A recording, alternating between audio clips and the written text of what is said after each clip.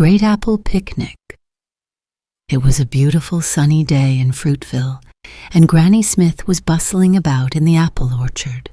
She wore her best apron, the one with little green apples embroidered on it, and her bright green skin gleamed in the sunlight. Today was the day of the Great Apple Picnic, and all the fruits in Fruitville were invited.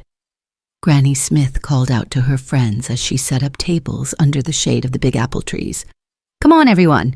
We've got pies to bake, apple juice to pour, and a picnic to prepare."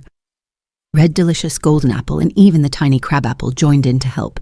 They worked together to spread checkered cloths on the tables, stack shiny apple pies, and fill big pitchers with fresh apple cider. "We want everything to be perfect," Granny Smith said with a warm smile. Soon the fruits of Fruitville started arriving. There were bright yellow bananas, plump purple plums, cheerful cherries, and even prickly pineapples. Everyone was excited to taste the apple treats and enjoy the fun games Granny Smith had planned. As the fruits mingled, little Apple Blossom, one of the smallest apples in the orchard, stood off to the side. Her shiny red skin was hardly bigger than a strawberry, and she felt invisible next to all the other apples and the bigger fruits. "I'm too small to help," Apple Blossom whispered to herself. "No one will notice me here." But Granny Smith had sharp eyes, and she noticed Apple Blossom looking sad by herself. Granny walked over and knelt beside her. "Why the long face, little one?" Apple Blossom hesitated. "I'm too small to do anything important. No one needs me at the picnic." Granny Smith smiled kindly. "Oh, my dear, that's not true at all. Everyone here is important, no matter their size. In fact, I know just the job for you." Before Apple Blossom could protest, Granny Smith led her to the juice station, where the pitchers of apple cider were running low. "Would you mind helping refill these cups for our friends?" Granny Smith asked.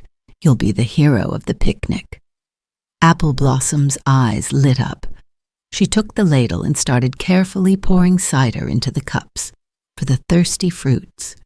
As the fruits lined up, they smiled and thanked her. "This cider is amazing," said Plum. "Thanks for serving it so perfectly," added Banana. Apple Blossom started to feel a little glow of pride. Maybe she wasn't too small to be part of the picnic after all.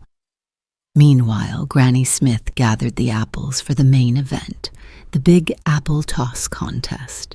Each apple would take turns tossing a small ball into a basket from a distance.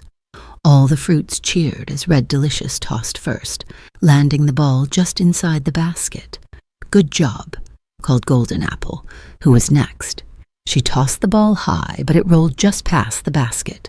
One by one, the apples tried their best, but the ball kept bouncing away or missing entirely. Just then, Granny Smith called out, "Apple Blossom, would you like to give it a try?" Apple Blossom froze. "Me? But I'm too small." "Nonsense," Granny said, encouraging her.